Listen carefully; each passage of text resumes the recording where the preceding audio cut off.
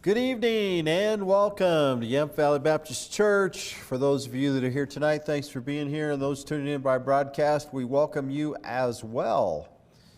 All right, the book of Revelation. And tonight we are going to keep the kids in here. Miss Sandy has worn herself out. You know, she made most of the day, though. That's pretty good. She taught school for half a day today. She went home and babysat me this afternoon. And that's a full-time job. Then she came back and helped run clubs tonight. So that's not too bad. She's been, I don't know if it's COVID or flu or whatever, but she's been 2 weeks recovering. We got a half a day's work out of Jeremy today. He was a little delirious. I'm not sure, it's like, Jeremy, cut me 2 boards, 3/4 in, and he's like, see, did you say 3/8? What, he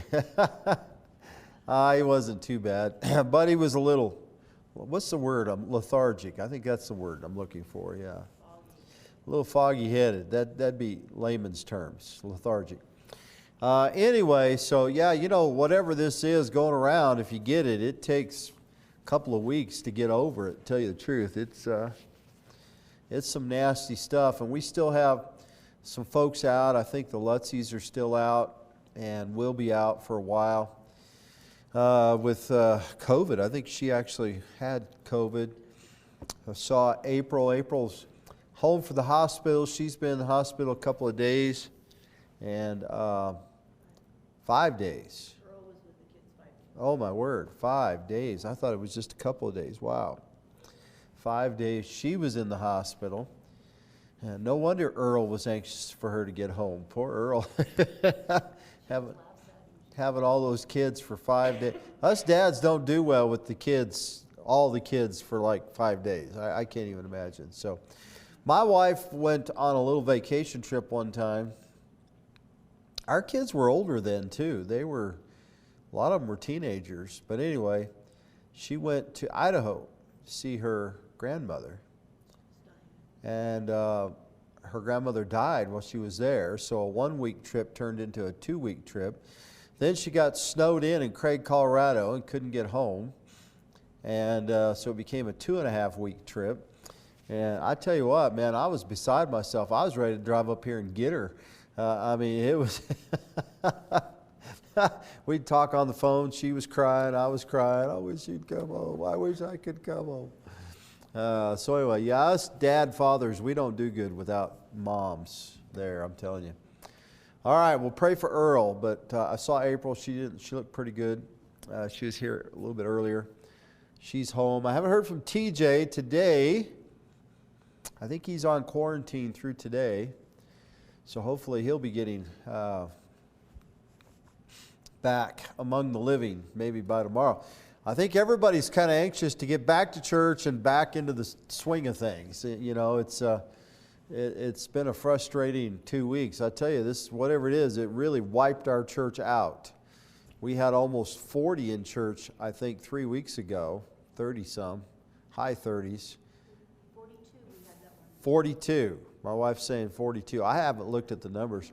I think the following week we had 8. 8 plus 3 visitors.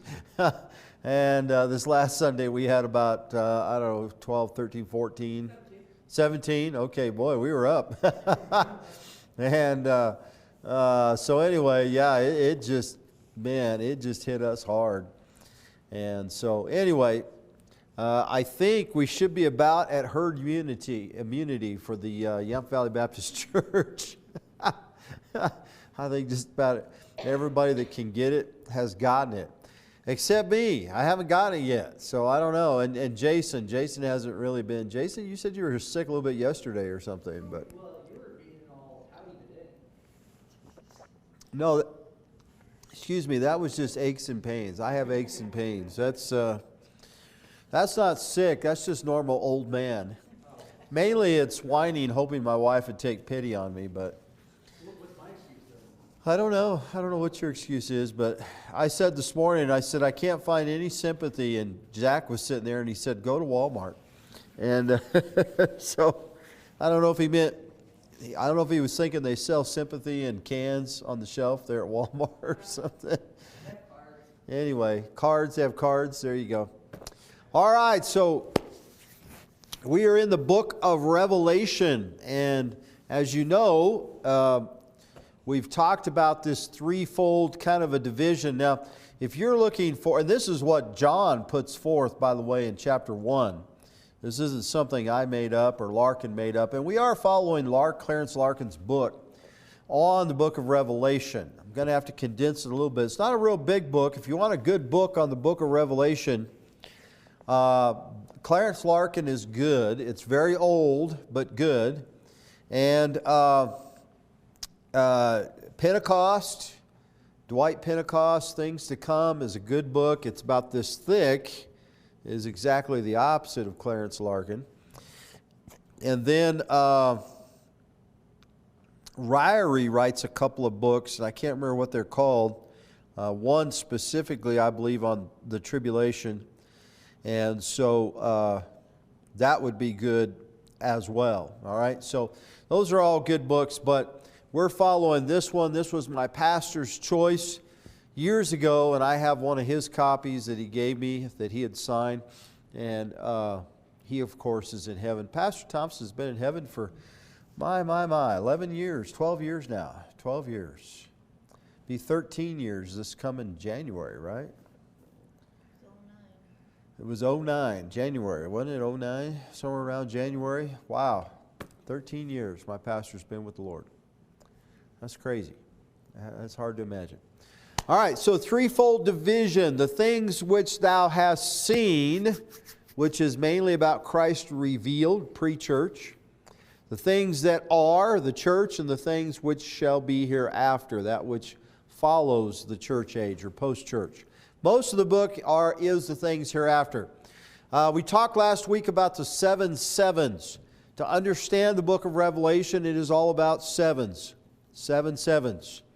7 churches, the 7 seals, the 7 trumpets, 7 personages, the 7 vials, the 7 dooms, the 7 new things. And he brings that out. Now, we're not going to spend any more time there. We're going to jump right in tonight to the things which are. What thou seest, right, in a book, and send it unto the 7, that should say churches, I screwed up there, 7 churches which are in Asia. In Asia. Sometimes I work on my slides in a hurry. You know what? We'll just fix that, all right? So, the 7 churches, here we go, which are in Asia. See there, look at that. See how easy that was to fix? All right, so we see a definite change in the book, chapter 1, when John says this. And now he's going to begin to talk about the things which are. Now, the 7 churches here in the book of Revelation were actual literal churches. They were scattered throughout Galatia. I didn't get a map on slides tonight, but if you've been in Sunday school, we've been looking at the area of Galatia. It is where Paul went on one of his first missionary journeys. Why would John be very familiar with the churches of Galatia? Anybody know? Oh, okay. Well, I thought maybe somebody would know. All right, so the area of Galatia, if you were to look at the Mediterranean Sea, over here is Israel, here's Antioch, and as it swings up this way, this is the area of Galatia. The Isle of Patmos is right out here, and not too far from there is the little seaport town called Ephesus. Ephesus is one of the cities of the 7 churches of Revelation, and by this time, John is pastoring a church in Ephesus. That's what history tells us. So, John was very familiar with this area of Galatia. He was exiled to the Isle of Patmos, which is just offshore a ways from Ephesus. And so, these churches, now remember, John wrote exactly what the Holy Spirit told him to write. In fact, the book of Revelation is probably as close to dictation of any book of the Bible. It was just literally what God told him to say, and that's what he wrote. In fact, the Bible says, write these things, put them in a book, send them to the churches, all right, to the 7 churches, right? So the things which are. Now, these 7 churches probably, let's look at this quote right here. These 7 churches then must be representative of typical churches, chosen for certain characteristics typical of the character of the Church of Christ, not only in that day, but on down the centuries until the church shall be removed from the earth, and represent 7 church periods clearly defined in church history. All right, so you get some people that say, well, these 7 churches, this isn't literal, this is just strictly about the church ages. Then you get others that say, no, it's not about the church ages, it's just strictly about the literal churches. Larkin says both, and I agree with Larkin, all right? So, in other words, these were 7 literal churches, and what he suggests about these churches, that's how that church was. If it was the backslidden church, it was the backslidden church. But at the same time, these 7 churches, they represent figuratively all the churches. And they seem to represent church ages down through history. I think we have a chart that kind of shows that. Now this is hard to see. It's very small. And all of Clarence Larkin's charts are handwritten. This is a very old book. I think it was published in 1919 or 1910 or 1912, somewhere back in there, okay? Am I on? I did turn, yeah, okay. So it's a very old book. It's 100 years old. I'm going to read some quotes out of the book here in a minute, and you're going to go, wow, it sounds like he's talking about America today. But it's a very old book. One of the first things, I'm excited, if we can ever get well enough to actually have some college classes this year, I'd like to do that. And our graphics class, one of the first things we're going to do is redraw this chart. Because I'm excited. I have figured out how to do QR codes and to really move forward without spending money on our own study Bible, electronic study Bible for our church. I'm really excited about it. I think one of the first books we're going to tackle is the book of Revelation, because I'm teaching through that right now. And so one of the first things we're going to work on is redrawing these Clarence Larkin charts, simplifying them a little bit, making them easier to read and see and so forth. They're not actually copyrighted anymore. The book's too old. So we could totally do this. There would be no copyright issues at all. I've seen other people have taken his charts and redrawn them some. Maybe we could put a splash of color in here in places or something. And so anyway, that'd be pretty cool. And then we're going to put those into our study Bible along with this teaching series from Wednesday nights. We're going to put those links to all these videos. That will be right in your study Bible. When we get our study Bible done, we're going to have QR codes we're going to print. You can put them in the flyleaf of your Bible, and if you want to see what we have on the book of Revelation, scan it with your phone. It's going to take you right to that site. Is that exciting to anybody else? I think that's pretty cool. All right, I got some of you are still COVID tonight. Amen.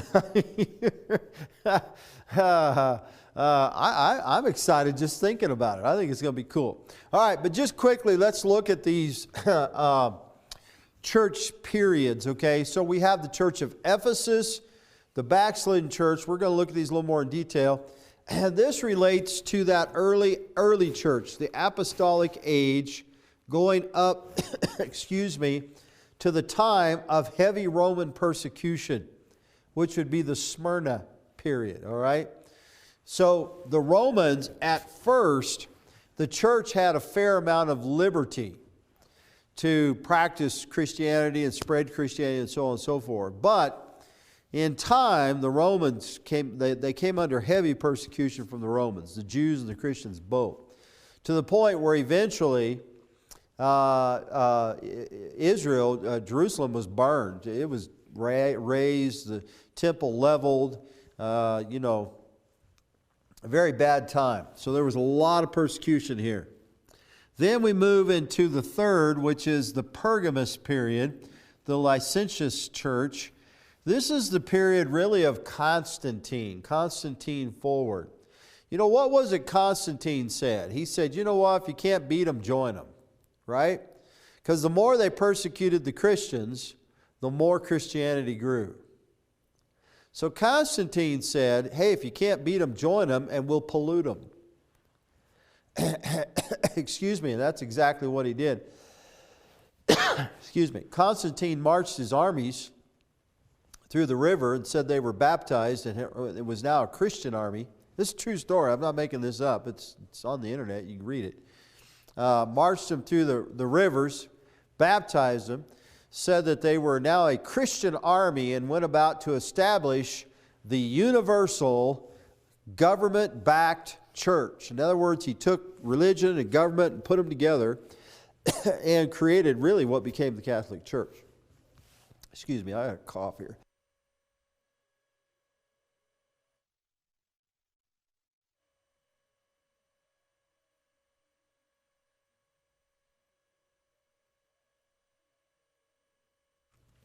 I did turn my mic off. Wow. Let me take another sip of coffee here, see if that helps.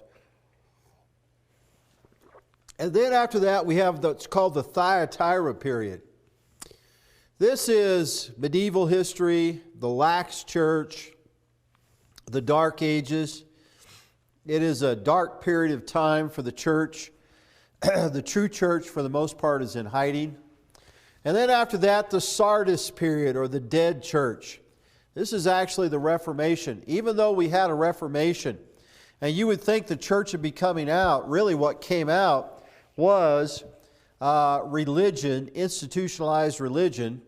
That may not be the right word, but you had this formality and dead formality, even in the Protestant churches that came out of the Reformation, the Lutherans, the Presbyterians, the Congregationalists, the Church of England, and all these things. Even though they broke out of the Catholic Church, they brought with them that dead religion. And then you have the Philadelphia time period, which is really a time of revival. And a lot of this got started in Europe, in England, and came to America. This is really the founding of the time period of America here. 1776 is right here. And then we have the last time period, which is what many would say we are in today, which is the Laodicean area, the lukewarm church. We no longer have that revival fervor. We haven't really had a revival fervor anywhere in the world, hardly, since about late 1700s, early 1800s. I think the revival in America continued on a little bit longer.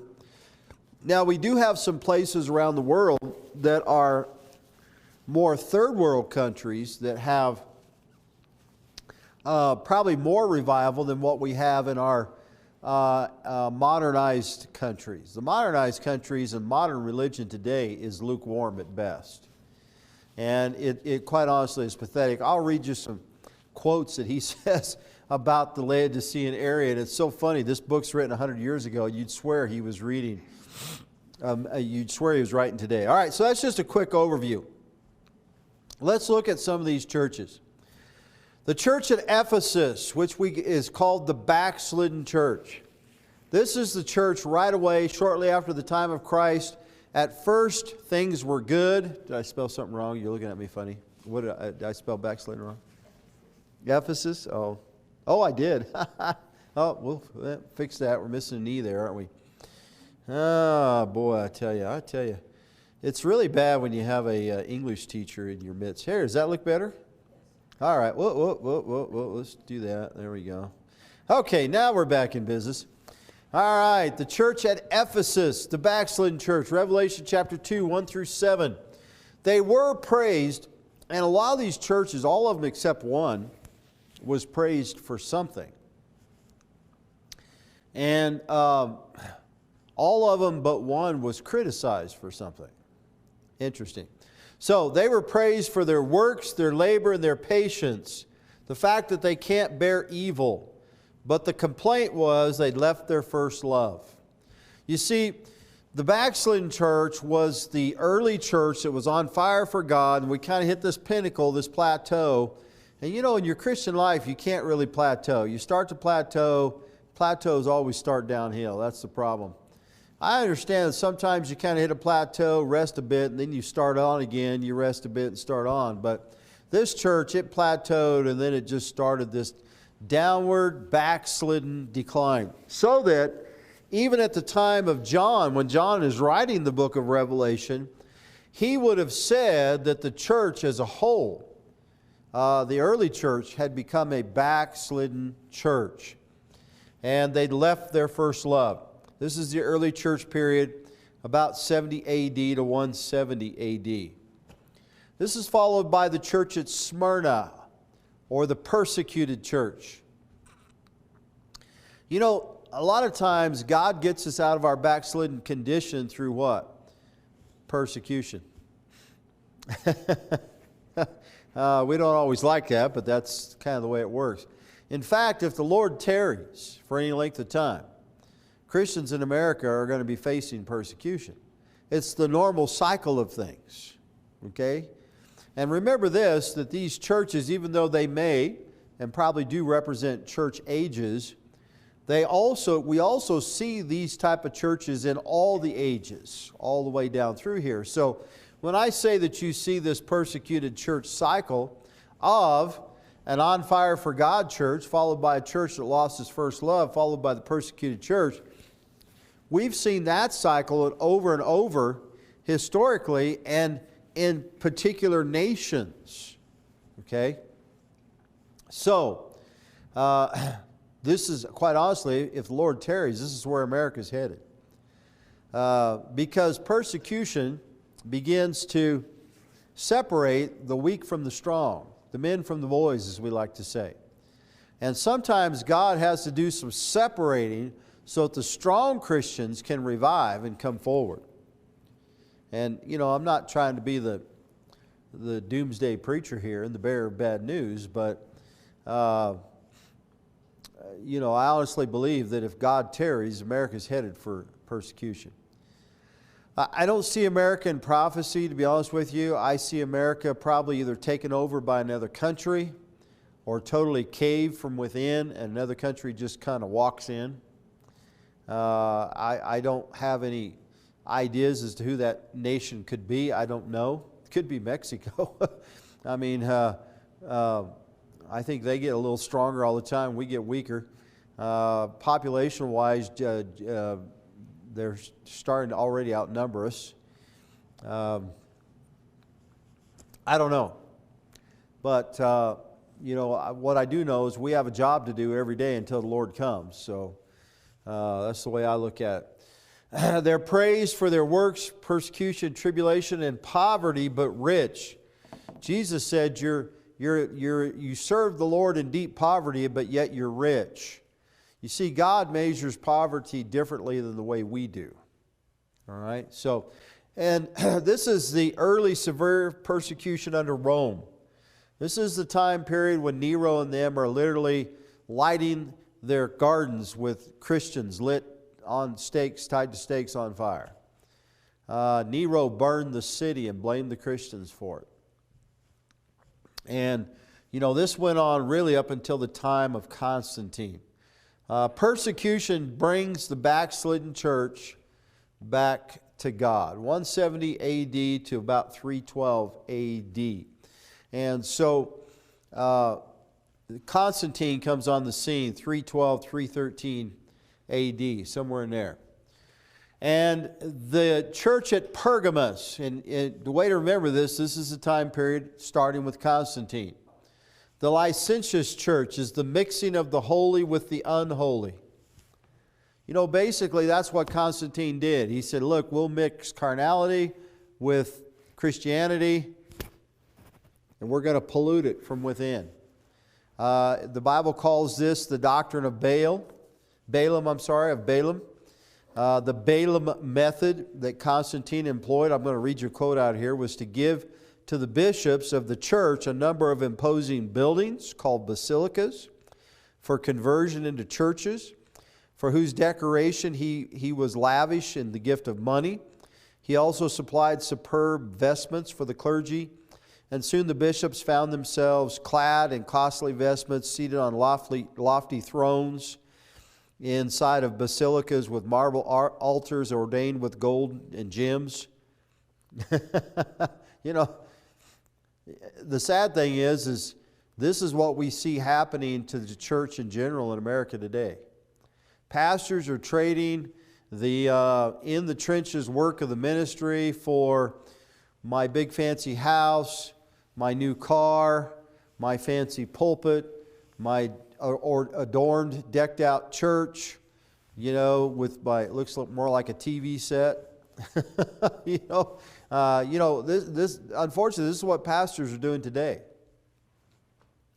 And Constantine came along, and what probably some of them originally were good, well-intentioned Christian pastors soon kind of got swept up into this mixing, if you will, of state and religion, state-backed church. And so, basically Constantine, he bought them off. It became a sensuous form of worship, was introduced. The character of the preaching was changed. The great pagan festivals were adopted with but little alteration to please the pagan members of the church and attract pagans to the church. And by the way, a lot of the holidays that we still celebrate today came right out of this era, and quite honestly are not Christian holidays. He gives the example here as the winter solstice falls on the 21st day of December, which is the shortest day of the year.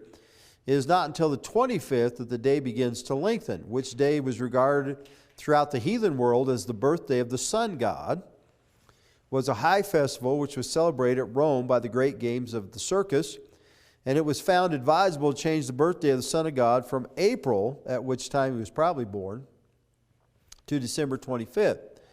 This is also when we came up with Easter instead of recognizing Passover, and that Passover, the resurrection of Christ, all that kind of got rolled into the Easter celebration, that solstice. And so this is when a lot of this kind of happened. Now, I don't fault churches, and we recognize Christmas as a time when Christ is born, even though we know he wasn't born then. We do. We have Easter Sunday. We call it usually Resurrection Sunday. Those two holidays we do recognize because a lot of times that's the only two holidays people go to church. And if that's the only 2 days of the year I can get them, CEO Christians we call them, Christmas and Easter only, I'll take it. I'll get them here. I think of all the holidays that we keep, Thanksgiving is one of my favorite, because it really is the least paganized of all the holidays. It's just a simple time. Originally it was a time to give thanks to God by the early Christians who helped found this country. That's really what Thanksgiving goes all the way back to. And I think it's one of the best of the holidays. Now, the one holiday I absolutely do not hold to at all is Halloween. Halloween has absolutely no Christian connotations at all. I know I've made good Christian people mad over that because, well, my kids won't get any candy. Well, if your Christianity is about candy, I'll buy your kids a bag of candy, okay? I've had people say, well, my kids are going to grow up warped because all the other kids are going around getting candy. I raised 6 kids. None of them grew up warped. I mean, we didn't even talk about Halloween. In fact, to this day, it comes and goes, and most of the time I don't even know when it is. I totally forgot. I guess it was a week ago, Sunday. Was Halloween? I don't know. Sandy and I, we were sitting at home Sunday afternoon, evening or whatever, and I said, oh, the outside light's not on. She goes, no, babe, it's Halloween. If you leave your light off, then the kids don't come knock on your door. I said, it's Halloween? She said, yeah, babe, it fell on Sunday this year. I go, oh, wow. Okay, yeah, guess. Okay, leave the light off. Great. I just wrote it out of my mind completely. I don't consider Halloween even remotely Christian, okay? So that's the one holiday I personally think Christians shouldn't have anything to do with. The other holidays, I'm not gonna fight with anybody about it. I personally don't care for Santa Claus and that type of thing at Christmas. I think if you are going to remember Christmas, at least let's make it about the birth of the Christ child. I like Christmas trees at my house. I do like to have a Christmas tree. I just don't like them in the church sanctuary because it is offensive to some people. Some Christian people are offended by Christmas trees. I like a Christmas tree. We have one. We have presents. We don't put up stockings because to me that's more about Santa Claus. But you know, that's up to you as to what you do at your home. Easter time, the one thing I don't want at the church is egg hunts, because that all ties into the Easter bunny, which has absolutely nothing to do with the resurrection of Christ, and it's very pagan. But anyway, a lot of this goes back to this time period, the church at Pergamos. It's amazing what Satan did through Constantine, through the Catholic Church. And this, of course, would mean that the true church would begin to separate itself from the state church and face persecution. The church at Thyatira is not known as the church of persecution, but the true churches, the true Christians, were persecuted. It was also a time of the origination, for the most part, of post-millennial views, which ties into covenant theology. We are not covenant theology, all right? And he has a comment here. Postmillennial views had their origin as the church had become rich and powerful. It was suggested that by the union of church and state, a condition of affairs would develop that would usher in the millennium without the return of Christ. And since some scriptural support was needed for such a doctrine, it was claimed that the Jews had been cast off forever and that all the prophecies of Israel's future glory were intended for the church. That is Reformed covenant theology in a nutshell. That is also what is sweeping America right now and around the world. This five-point Calvinism, the neo-Cals they call them, or the neo-Calvinists, or Reformed theology, covenant theology. When you say those terms, you're all saying the same thing.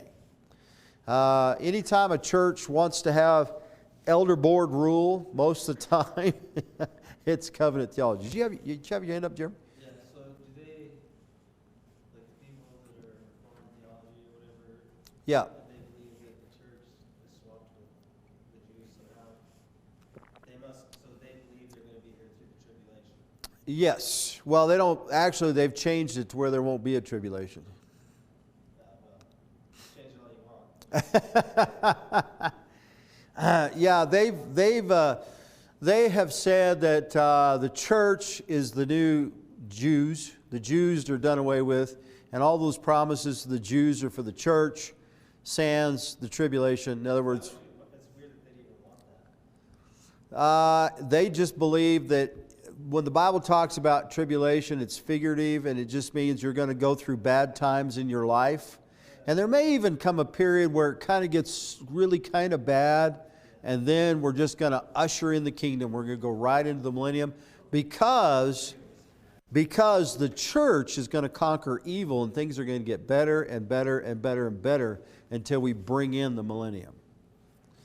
Now, the interesting thing is to believe in Reformed theology, covenant theology, all of that, you have to do away with a literal interpretation of the Scriptures. And they claim that in their own writings by their theologians. In other words, they say that the entire Bible is to be taken, what's the word they use, is not to be taken literal, but to be taken by spiritual application. It's to be spiritualized. And so therefore, and of course, when you do that, you can make the Bible say whatever you want it to say.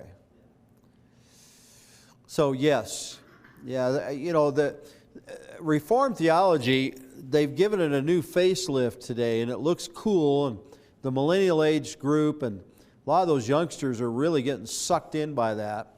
I've seen some of their promotional videos, and quite honestly, if I didn't know better, I'd be, wow, this is pretty cool. I want in on this.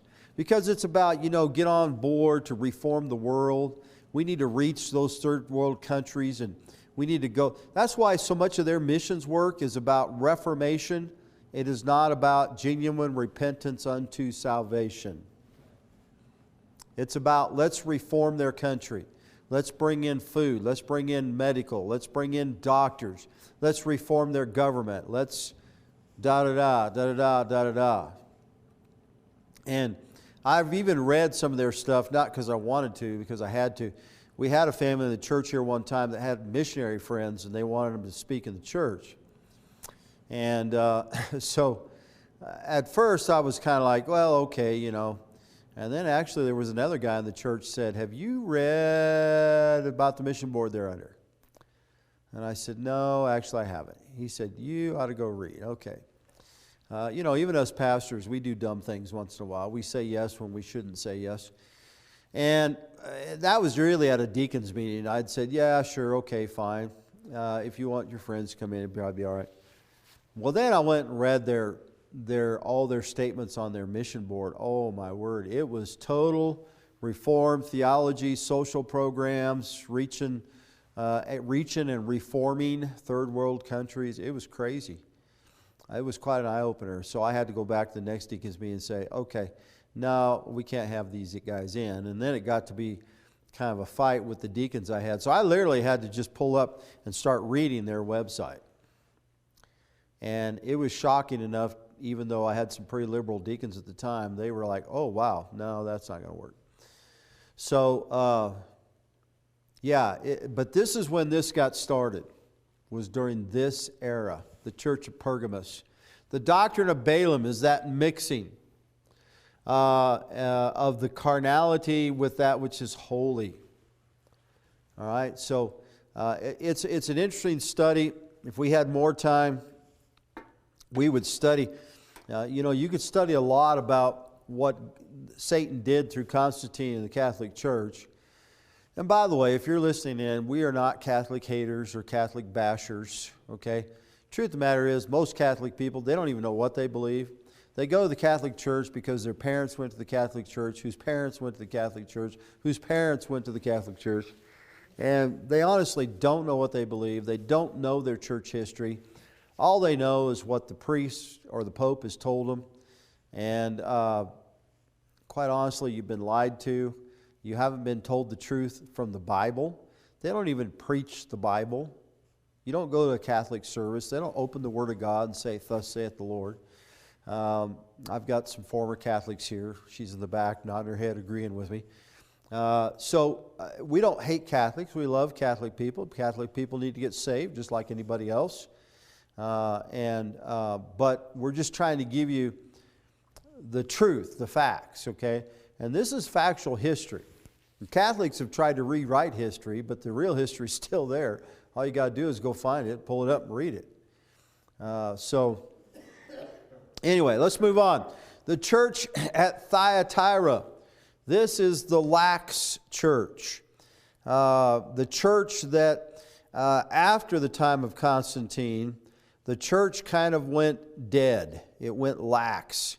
Most of the true church was in hiding. It was in the background. The true church, and of course there was a lot of persecution that followed true Christians during this time period, the time period of Thyatira. It's also why it's called the Dark Ages. Because, you know, when you eliminate truth, things go dark, don't they? It was not uncommon for people not to even know how to read or write during this time period around the world. Well, the Catholic Church didn't want people to read or write. Why would they want you to read the Bible when they're not even preaching the Bible? They knew the truth of the Bible. They didn't want you to read it. That's why, you know, they carefully concealed things. They did their services in Latin. It's interesting, when I was a kid, I heard that and I thought, wow, the whole world spoke Latin at one time. No, they didn't. Most of the world never did speak Latin. That's just what they used so that you could sit in a service and you had no idea what they were saying. You had no idea what was going on. You were just there going through the ritualism. They were praised, the church, for their charity, their service, their faith, and their patience, but they were criticized for allowing that woman Jezebel, which symbolizes the papal church, the Catholic and Protestant, all state churches, to come in and take over the church. The Protestants don't get off the hook here, okay? In all honesty, we had the Reformation, and Luther put his whatever on the door, and thesis on the door, and some of them broke out the Catholic Church, but the Protestants were just as bad, if not worse for the most part, than the Catholic Church. In fact, a lot of your Christian forebears were persecuted as much by the Protestants as they were the Catholics. Church of England burned people at the stake. The Presbyterians burned people at the stake, had them sawn asunder. A lot of that was not Catholic, it was Protestant movements, okay? And so the church at Thyatira is criticized for the papal church. And I think that now it's not just the Catholic Church, but it's the Catholic and the Protestant churches. And they're all state churches. That's another thing a lot of people don't realize. All of your Protestant churches were state churches. Church of England was the England Church. Presbyterian Church was the Scotland, the Church of Scotland. The Lutherans were in Germany. There was a church in Germany. These were all state churches. Does anybody know what the first non-state church was? The Baptist. You're right.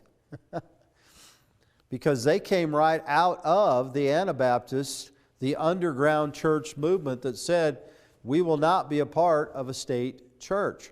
So when he's condemning the church of Thyatira, it has to do with this papal or state church. And it's not just Catholics. Of course, the Catholic Church had Italy. And so even in England, your first Baptist churches were persecuted because they would not take a state license from the Church of England. And so your first established Baptist churches were in England. And then when the churches, these religious groups came to America, this is what a lot of people don't realize. Guess what each colony was? A little state church. The Plymouth Brethren came over and started, Virginia. Where'd they put in? I don't remember. I have to check my history. But they started a colony, and to be in that colony, you had to be in that church. There was no freedom of religion. And then you had the Congregationalists, and then you had, all of these Protestant groups that came over, started colonies, but to be in that colony, to live in that colony, you had to be that church. That's the same thing as a papal church. Well, they inherited that. Okay, they honestly didn't know different. The man that changed that was Roger Williams, because he came to America as a Baptist. He got thrown out of 2 colonies because he refused to come under their recognition. He said, no, I'm a Baptist. He actually got banned and sent out to live with the Indians or die. And the Indians kept him alive, and he went to what is now Rhode Island and started the first free state where they genuinely had freedom of religion. It was not a Baptist colony, although it was started by Baptists, but they allowed any religion in Rhode Island. Eventually they got a charter from the king to have the state or the colony of Rhode Island. The first 2 Baptist churches in America that were officially organized were in Rhode Island. Providence was one. I forgot Providence and I forgot. There was 2 places there, and they were the first Baptist churches. Later, when they wrote our Constitution, it was the contingency from Rhode Island that insisted on the First Amendment. They're the ones, because originally, even Ben Franklin and those guys said, you know what? Let's just let Massachusetts be whatever their religion is, and this state be that religion, and this state be that religion. And we'll allow anybody to have a state and have their religion, but it'll only be that religion in that state. Rhode Island said, that's not freedom of religion. So you can praise God for the Baptists of Rhode Island. Otherwise, America would have been no different than England. By this time period now, we'd have had one state church. We would have all been underground in America had it not been for the Baptists of Rhode Island. All right, so anyway, I'm sorry, kind of chased some rabbit trails there. But it's important that you know some of that. 606 to 1520. Then the church at Sardis. This is the dead church, because after this time period, up until this time period, this papal state church organized religion was the flavor of the day, and it was dead. It was just formalistic, ritualistic, dead churches out of the Reformation period. Much of Protestant and Catholicism deadness is still with us today, by the way, in those churches. But the Church of Philadelphia, which got started with the Great Awakenings and the revivals, interestingly enough, a lot of that got started with the Wesleys out of the Methodist movement. Because the Methodist movement was one of those kind of non-Protestant revival, salvation, evangelistic-oriented religions under the Wesleys. And so a lot of that Great Awakening, revivalism, coming to life got started with them, got picked up by the Baptists and others. And so we had, this is considered the favored church, or the church of brotherly love. It's a time period of great awakening and revival in Europe and America. And 1520 to 1750, almost up to the time of the organizing of our country. Actually, by the time our country got started, this was starting to wane. It's funny how revival never seems to last very long, does it? Kind of hits it and then it just starts to die off pretty quick. And then we have the last church, the church at Laodicea, which is the lukewarm church. God said you're neither hot nor cold. Because you're neither hot nor cold, I'd spew you out of my mouth. And in all honesty, that's the church today, not just in America, but around the world. Church around the world today is lukewarm. It's very characteristic of so-called Christianized, I misspelled that too, Christianized countries today. It's interesting, you know, we misquote this a lot. Behold, I stand at the door and knock. You know what that's referring to? The Christless church. Why would Christ have to stand on the outside of the church and knock? Because He's not in the church. Our lukewarm churches today, the Spirit of God's not in there. You know, a lot of times we refer to this as a salvation verse, you know, talking about somebody's heart. Behold, I stand at the door and knock. Really, that's not what it's talking about. It's talking about the fact that Christ has to stand outside His own church and knock. And so that's what we're looking at today. We have big fancy churches, but God's not there. And that's really what that's talking about. Let me read you a couple of quotes. Our churches today are largely in this lukewarm condition. There's very little of warm-hearted spirituality. There is much going on in them, but is largely mechanical and of social character. Committees, societies, and clubs are multiplied, but there is an absence of spiritual heat. Revival meetings are held, but instead of waiting on the Lord for power, evangelists and paid singers are hired, and soul winning is made a business. This was written 100 years ago. The cause of this lukewarmness is the same as that of the church of Laodicea: self-deception. Because, he says there in chapter 3, because thou sayest, I am rich and increased in goods and have need of nothing, and knowest not that thou art wretched, miserable, poor, blind, and naked. I'm telling you, our churches today are operating with blinders on. We think we're something and we are not. Real spirituality is not there. It's all showmanship, quite honestly. They thought they were rich, and outwardly they were, but Christ saw the poverty of their heart. There are many such churches in the world today, more so than in any other period in the history of the church. Many of these churches have cathedral-like buildings, stained glass windows, eloquent preachers, paid singers, large congregations. Some of them have large landed interests and are well endowed, and yet they are poor. Like I said, it's like he was standing here writing this today, and this was written 100 years ago. Many of the members, if not the majority, are worldly, card-playing, dancing, theater-going Christians. You know, a little bit old-fashioned there, but he's nailing their hides to the door. The poor and the saintly are not wanted in such churches because their presence is a rebuke. These churches do not see that they are wretched, miserable, poor, blind, and naked. If we were to visit such churches, they would take pride in showing us the building. They would praise the preaching and singing. They would boast of the character of their congregations, the exclusiveness of their membership, and the attractiveness of all their services. I mean, that's the big church today. I mean, everything about the service has to be exactly right. You know, I'm one of those off-the-cuff guys. I actually like it when things don't follow the schedule. You know, I like it when things kind of wing it a little bit. It doesn't bother me when something doesn't go the way it's planned. Maybe it went the way God had it planned, you know. But if we suggested a series of meetings for the deepening of the spiritual life or the conversion of the unsaved, they would say, "Oh no, we do not want such meetings. We have need of nothing."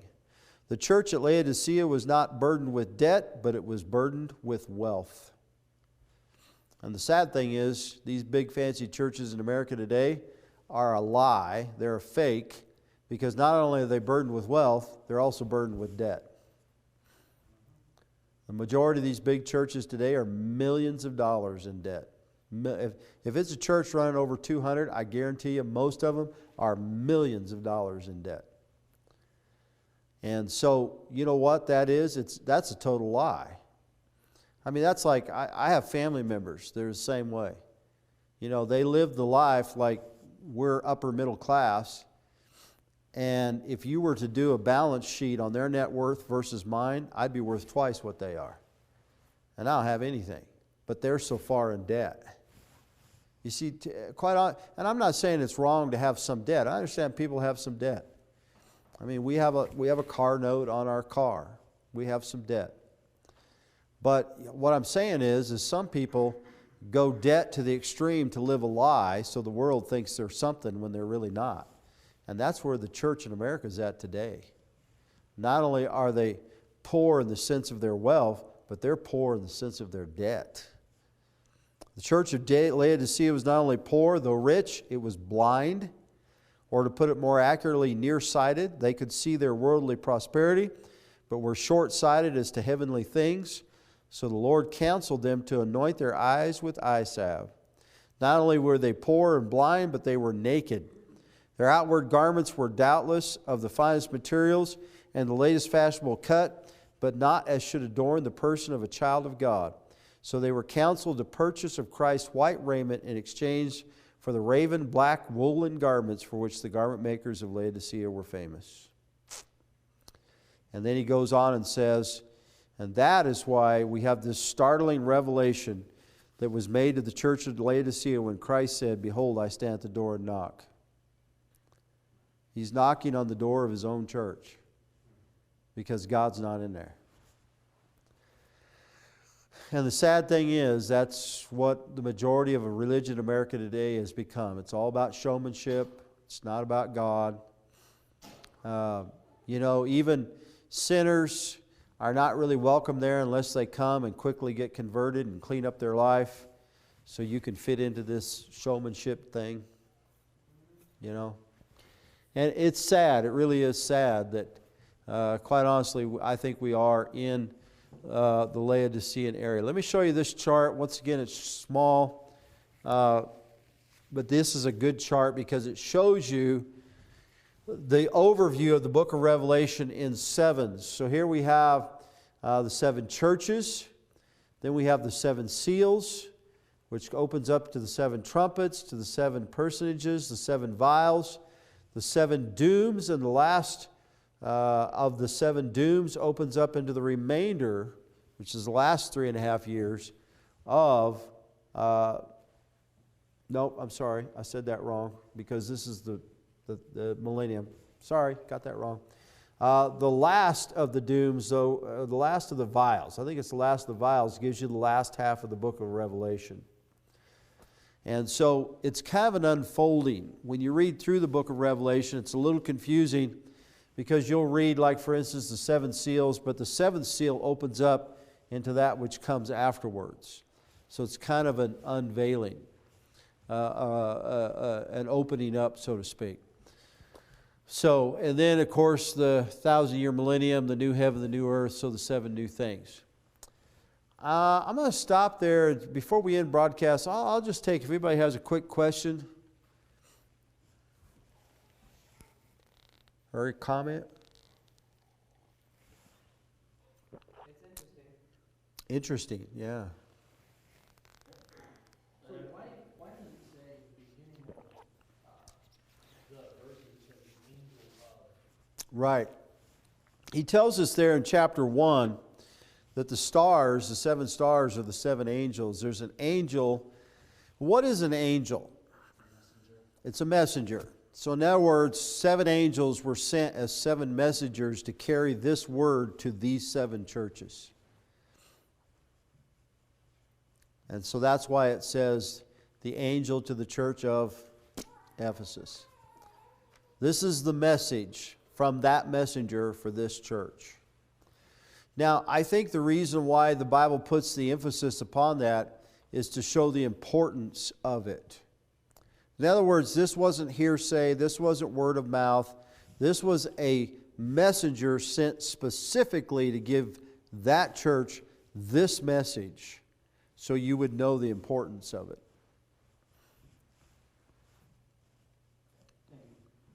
Uh-huh. All right, anybody else? Question, comment? All right, well, if not, we'll end broadcast there. We'll take a few prayer requests tonight.